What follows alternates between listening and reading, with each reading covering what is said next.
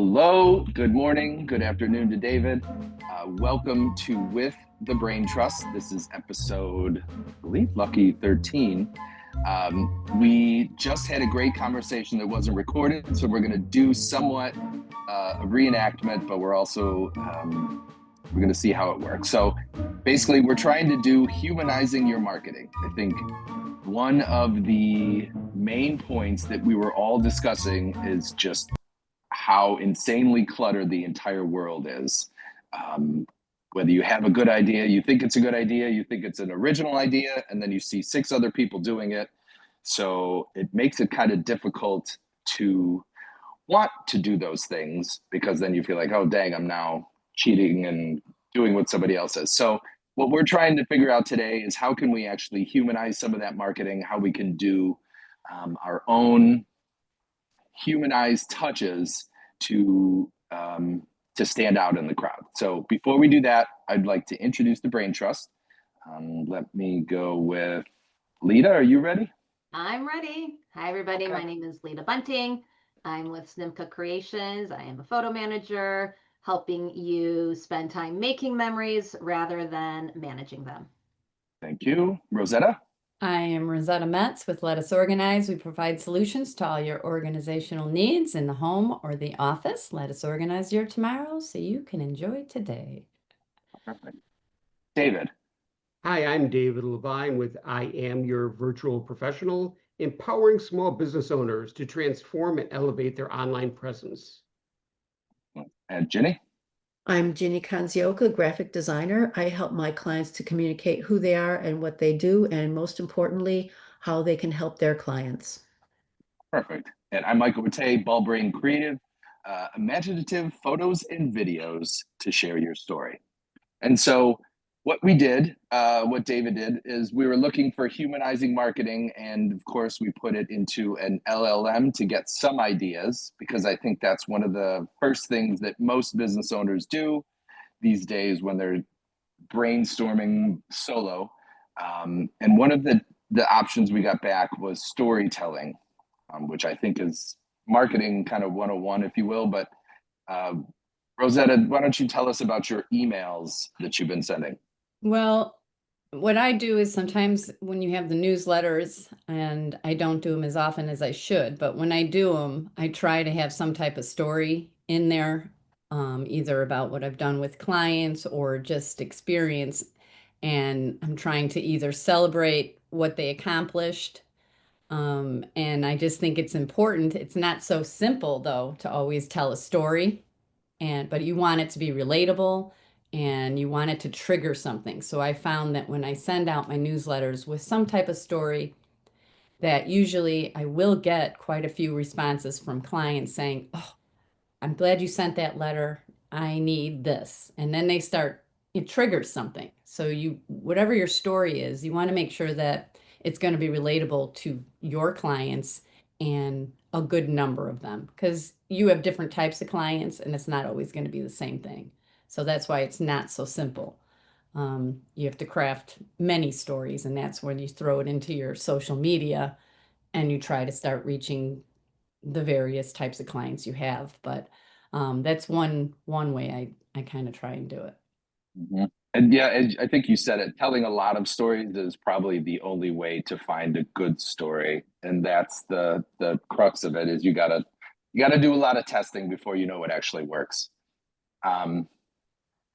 Does anyone else have a storytelling, or do we want to jump? So Ginny, she at least, one of the things that she was working with on a client, and it was finding, it's almost the second step of marketing, because you're trying to find, you're already at the client, but you want repeat business. And so Ginny, do you want to tell us about that? Sure. I had started working for Cup of Joe, or Joe the Plumber. He runs a networking group called Cup of Joe, and he had come to me to design his business card. He had a logo that was designed by a web designer. It needed some serious tweaking because what was added to it took away too much from the name. So I asked permission if I could tweak it a little bit. He later came to me because when he's working on a project like repairing something like a water heater, he wanted to put a sticker on it so that people would know if there's a problem, how they get in touch with him. So we designed a sticker that has a phone icon pointing to a QR code. The QR code points to a calendar icon so that it takes them to the calendar page so that they can set their own appointment. He also wanted another sticker for when he has to do a more serious job where he has to tear out part of the tile and stuff, and he'd cover it with black plastic. He wanted another sticker with just a QR code that took him straight to the website. So I designed those for him and had them printed. And later on, I found out that it had increased their business by 30%. So since then, I've also followed up and done other things. He has an office that had a long, skinny window, so I did a graphic for that. And I also did one of those roll-up banners for him for when he goes to various chamber events. So, Right. and it's worked out pretty well for him. And I've known him for a while, so I knew how to design the business card for him because he's a very dynamic person. He's friendly, he talks to everybody. He's always inviting people to his networking meetings. So it was very easy to come up with a good design for him. And I remember, David, when we were having this conversation, you came up with a great solution for something that Virginia could use, that experience and that story of how she could get more clients to see that. Right. It's all about telling the story of putting out the hook of help the client increase my business by 30%. Ask me how I could grow your business too. Mhm. And I think that's really the trick about telling a story. It's the engagement. It's not just telling a story. We all tell stories, and we Mhm. all talk about, I mean, we all talk about ourselves too much. We should listen to other people talk more, but that's a topic for a different day. Mhm. But the art of using storytelling, in my opinion, for marketing is not just telling a story, but it's kind of telling a story that celebrates a customer's win. And I know we were talking earlier about whether, you bring in the losses with the wins, and that's let Mike touch on that. That was his idea. But what I know that when I tell a story, I post every Monday and Wednesday on LinkedIn and Facebook, and that when I tell stories and I include in my posts and I put the person's name and I add and I myself add a comment to the story and I put at their name, I'm bringing them in. I'm engaging and bringing them into my story.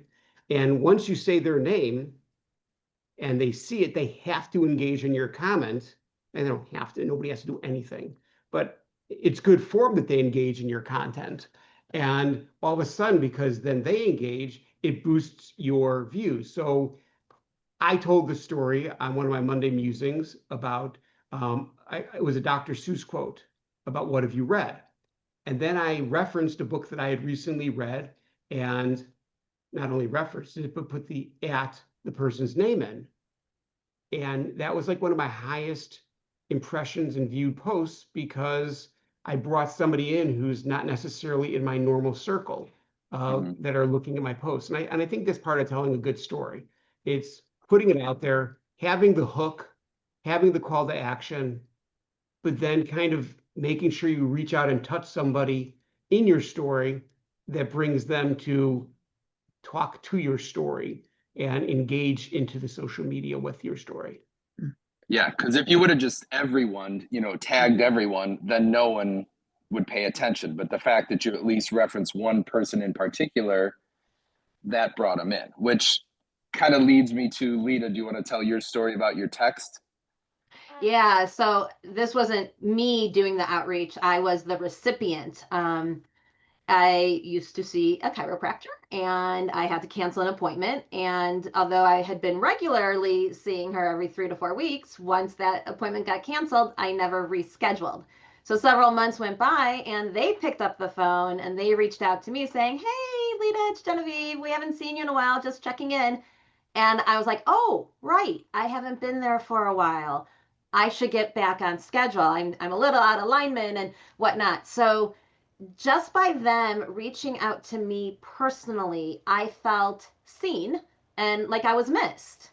And so I rescheduled and came in, and now I'm back on schedule. So I think that sometimes people also just get busy in their day-to-day lives and they need us to reach out to them. They need us to pick up the phone and say, hey, Rosetta, haven't seen you in a while. How are things going?